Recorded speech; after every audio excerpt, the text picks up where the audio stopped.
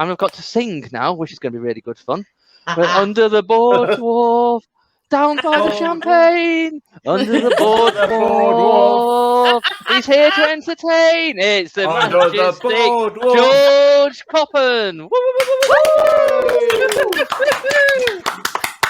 Hello, ladies and gentlemen. Firstly, let's give it up for our compere this evening, Dental de Cristo. John, how patronising. My name is George Coppen. I'm an actor, comedian, and an actual real-life dwarf. Really? Hold your shock. Hold it. I can actually say that now because I've finally filled out the PDF. Of course, PDF stands for Professional Dwarf Forms. Now, I know what you're thinking, people at home and people here tonight. You're thinking, God, that guy from Game of Thrones had a nasty accent, hadn't he? And also wearing a shirt on himself, a little bit tiny egotistical, isn't it? This isn't me, right? Oh. Also, I know, I'm sorry to disappoint you, John, but I look way cooler on a motorbike driving away from an explosion. Just saying. We'll find out later on. Oh, will we now, Denzel? Well, I didn't know that was happening in the after party. Now, I am actually an actual dwarf now after I've recovered. Because basically, I used to be addicted to height. Yep. I used to go out, this is years ago, used to go out every day and get inches. Yeah.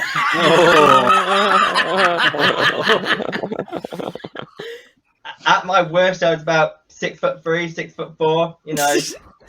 I was in the danger area, as we call it. You know. But I finally got a tighter grip on my height at the trouble with abnormal tallness therapy, or TWAT for short. Finally managed to get a good grip on my height. I'm now a healthy 3'10". If anybody out there feels like you're getting taller and you're struggling, just reach out to me. I can help you. I can recommend you to TWAT. People always ask me what was my turning point. What was the point I realised I needed to get a grip on my height? I realised I had a problem and needed help. And that moment, and it's hard for me to say, ladies and gentlemen, that moment was when I lost at limbo.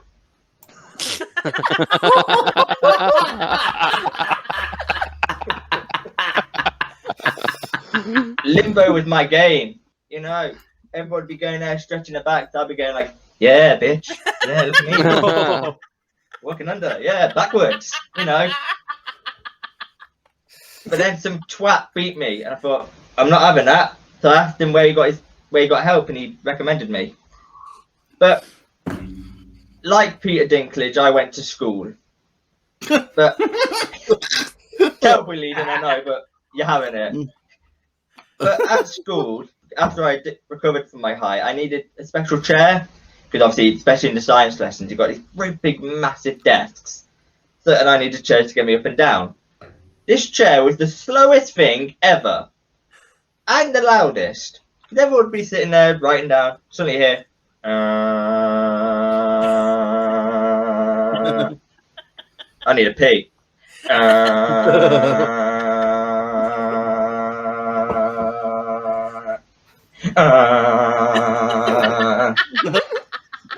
But one lesson, I needed a chair, and it was the other side of school. So the TA legged it over, and just about a good 10-15 minutes, she came back going, I went, you're right. She went, yeah, this bloody chair's heavy, isn't it? I went, do you not realise it's got wheels? She hadn't realised it had wheels. I went, how are you feeling? She went, I'm not happy. I went, well, which one are you then?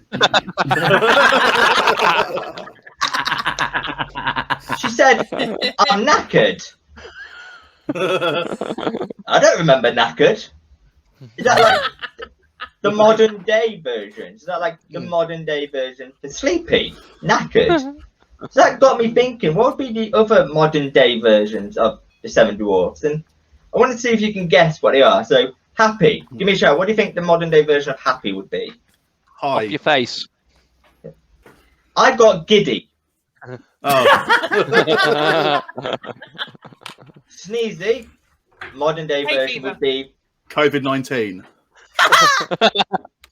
Jeremy Wormy.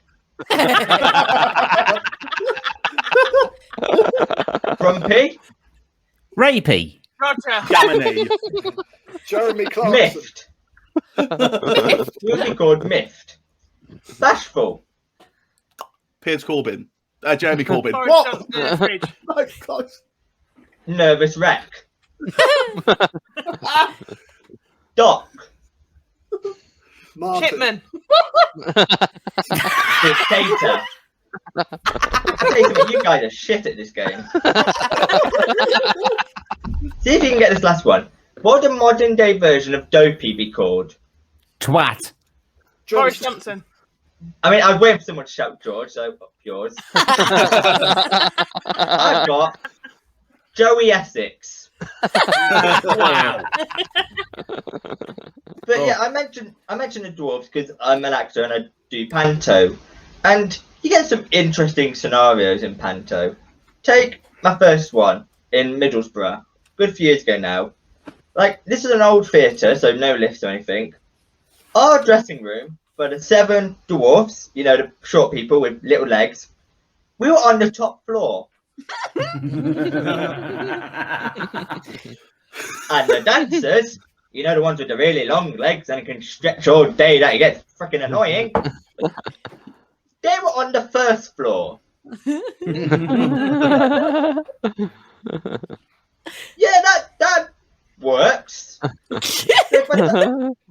finished our first scene. Get up the stairs. Get up the stairs. Oh, bollocks, we've got 5 minutes till the next scene. Get downstairs. Get downstairs. But, like, during the rehearsals for that first panto, we went off to the local subway. And we got chatting to the woman, and, like, it was me and 3 of the other dwarfs. So, and I know saying 4 dwarfs walked into a subway does sound like the start of a terrible joke, but go with me on this. So, we walked in, we got chatting, and we said, oh, we're here for the local panto. No word of a lie, woman says, completely straight-faced, what panto are you doing, lads?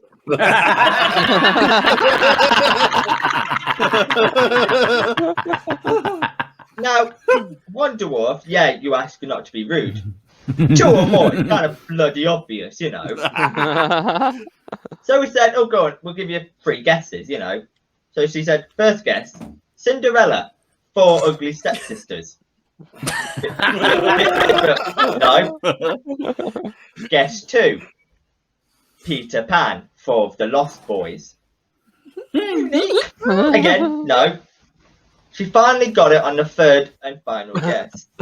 It was, of course, Smurfs the musical. But the weird bit is, you would have thought the blue face paint would have given it away straight away. Apparently not. But fast forwarding to like 2 pantos later in Birmingham, I'd been drinking with one of my friends, not like me and Alex tonight. Just like this is normal drink. And we finished the night, booked 2 different taxis, because obviously 2 different accommodations. So he got in his, I got in mine behind. And I said, oh, don't mind that taxi, it's just me, mate. No word of a lie, the taxi driver goes, are you both going to the same place? Yes, that's why we've ordered 2 different taxis, you bloody moron.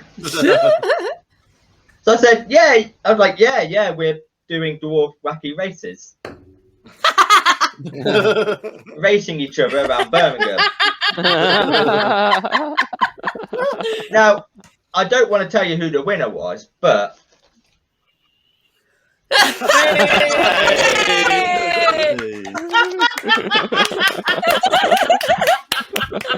this cost me £5 on Amazon Prime yesterday. Worth it. I am now the ultimate dwarf. But like with the digs, we get some different digs. Like my second panto in Dunstable, we had terrible digs. We had god awful digs. Like when we went for a shower, it would be trickling. It's like, oh, for God's sake! So we rang the woman, the landlord, and went, "The shower's not working. It's just trickling." And she said, "Oh, yeah, it's working. It's just for washing your hair, though." Sorry, the shower's just for washing my hair. Yeah, you don't wash your body in it. What the sweet Jesus does that mean? But also, another thing bad about that gig was the cooker. Like, you know, when you put something in the oven, you put a time on for 20 minutes, you expect the next number you see to be 19, yeah? No, not this one. The next number I saw was 21. Then 22. That means that this bloody cooker was counting up. Why? Okay, that makes sense. But people say to me, "Oh, with panto, do you ever want to do different pantos? You know, like Peter Pan, like Cinderella, like, you know, other ones." I go, yeah. But the one panto I don't ever want to do is Aladdin. I'll tell you why. Because my mum's always had this idea, and other people have, of there being a genie of the ring. So 2 genies. One in the lamp, one in the ring. I really don't want to be that character. Because I don't want to be credited as the fingering genie. Like someone gets a fingering, they're the dwarf. I mean, never had a friend like me would be interested. Hey. But when I'm not doing panto and I'm trying to find work, you know, like normal admin work, sometimes I have to go to the job centre. God, they're thick as pig shit there. One time I went and we got chatting and they said, "Oh, the woman's over there interviewing or looking for people for work." I said, "Oh, what kind of work is it?" "Forklift truck." Yeah, ideal candidate right here. Why not invite one-armed Barry and blind Susan to come as well? You know, make it really disabled inclusive. I thought, just to shut you up, I'll do it, you know. So when somehow got an interview, don't know how. So anyway, I turned up at this interview, asking questions, all going fine. Then got asked the weirdest question I've ever been asked. The guy said to me, "Oh, can I ask you a question about your dwarfism?" I went, yeah, sure. Well, he went, "How long you had it?"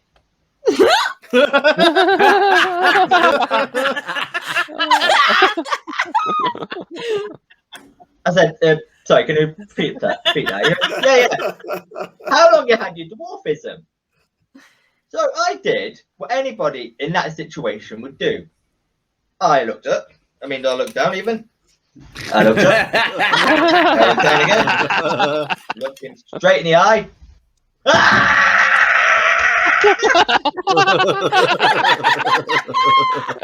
was freaking 5'5" yesterday. What's happened? Oh dear, hang on. Whew. You've got a big dick. Yeah. Somehow I got the job. No idea how. But so yeah, I got a job. But in another job, I was actually sacked because I used to work at a supermarket. I was sacked for nicking toilet roll. Yeah. Because I used to nick toilet roll and stand on them to feel tall. Yeah, you know, like the loo roll shortage last year. That was my fault, and I do apologise. When I'm at the supermarket, it's quite different because obviously you take for granted the top shelf. And I don't mean porn mags. I mean like normal top shelves. I can't get there. So what I need to do when I need something from the top shelf, I climb them. Like Mission Impossible Philadelphia. And then when I'm at the top, I like throw stuff down to my mum like it's a really weird live action Donkey Kong. Or in my case, Dwarf Kong. One time I was on the way down and accidentally sat on a cucumber.